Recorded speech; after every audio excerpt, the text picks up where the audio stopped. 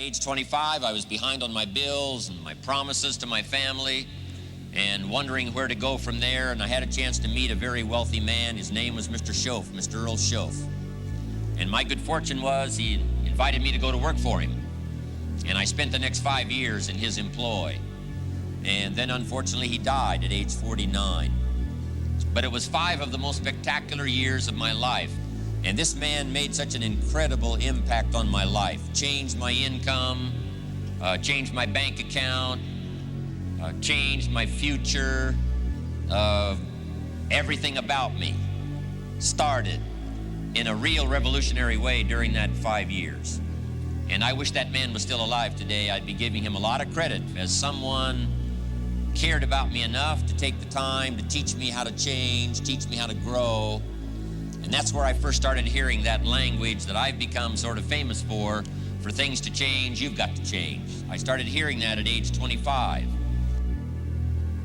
Up until then, I was hoping that the economy would change. I was hoping that my company would change. I was hoping that my paycheck would change.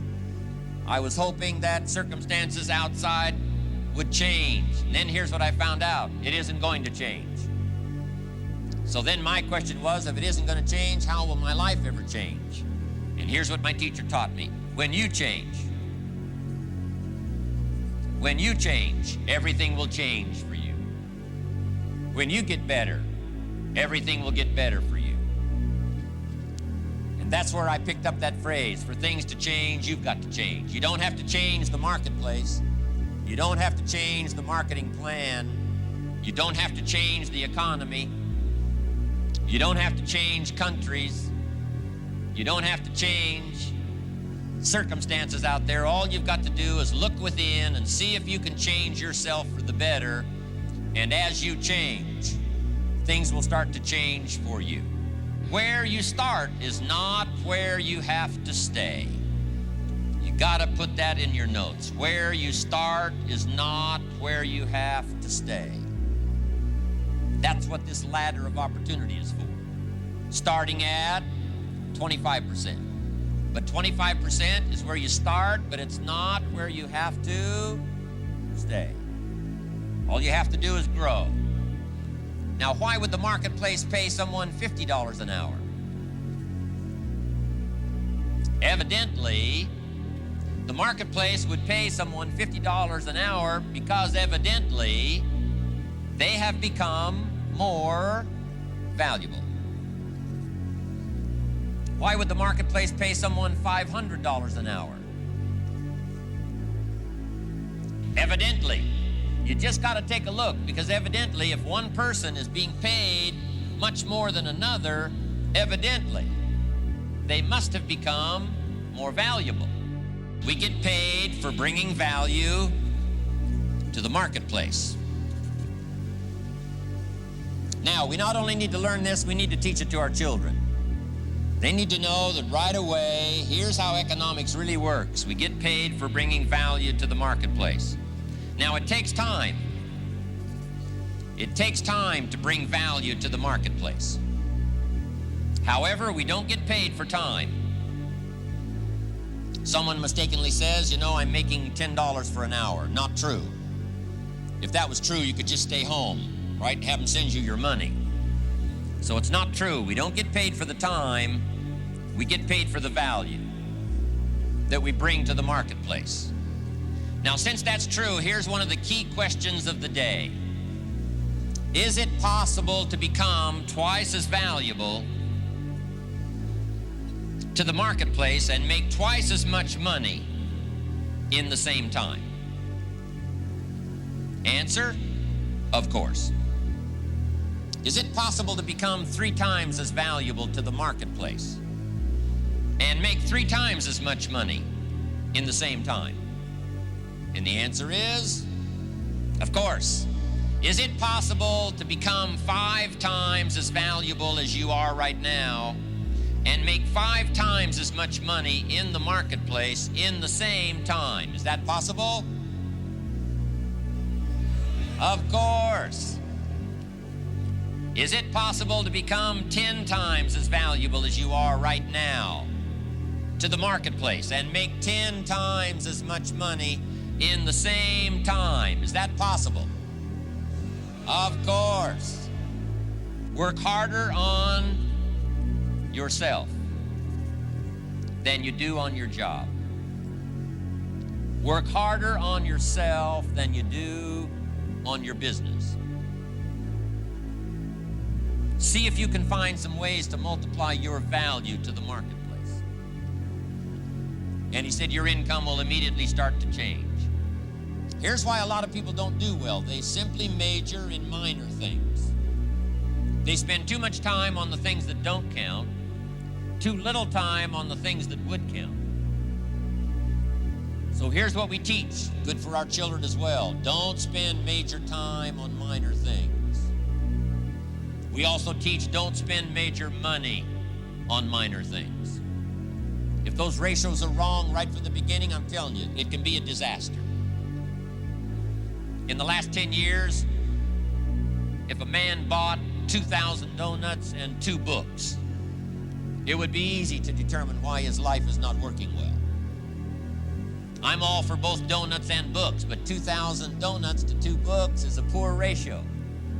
Almost anybody would conclude the guy's life is probably not working well because he spent too much money on donuts, not near enough money on books. Too much food for the body, not enough food for the mind. Okay, turning these ratios around, learning what few things are going to make the most difference. You don't have to get good at 1,000 things. Just get good at a few things, and your value will start to change to the marketplace, your value to your customer, your value to your distributor, your value to your organization, all of this refinement, a few things. Now let me quote you from ancient script. Here's what it says. If you cannot see, you perish. You die. We've all got to have a future to work for. We've all got to have the ability to see something beyond ourselves, something beyond just today, something beyond just this week. The future. Setting your goals. And a lot of people have asked me tips on how do you set goals. Let me just give you a simple little formula on setting goals. Vision of the future. Being able to see beyond today.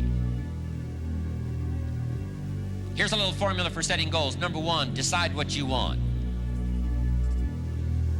Get together with your wife and decide, what do we want? Get together with your husband and decide, what do we want?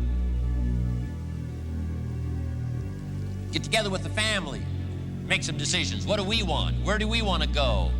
What do we want to do? What do we want to have? What do we want to share? Then some of this has got to be personal. What do I want? What kind of skills do I want? What kind of income do I want? What kind of future do I see for myself? Not just for my family, but for me as well, because I'm going to have a major part in my family's future. What do I want? Get together and decide. Now here's number 2. Write it down. Put it on paper. Sometimes you got to take things out of your head, not just operate out of your head. You got to take it out of your head and make a list. Make a list. Do the decision-making process and then just simply make a list. Write it down. Now here's number 3. Keep the old lists. Keep the old lists of goals. One of the greatest signs of personal development is looking back on those old lists of goals. I look back at a list of goals I made 10 years ago, and I'm telling you, some things on there I'm a little embarrassed. Here's 10 years ago, here's what I thought was so important. Now I'm telling you, it's not that important anymore. I've grown, I've changed, I've matured. And I've got some of my goal lists that go back 20 years, 25 years. Some of those I won't even show anybody. Here's what I thought was so valuable. Now I understand so much better as my priorities have changed.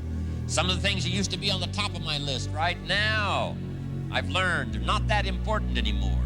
Other things have taken place on the top of the list. So, number 1, decide what you want. Number 2, write it down. Number 3, keep the old lists. And here's number 4, check off. When you do get something that's on your goal list, check it off. The first time I came to Spain many years ago, I happened to have my journal with me that had the list of goals in it. One of them was to someday go to Spain. And I had that journal with me, and when the wheels touched the runway in Madrid, I got out that list and I checked it off.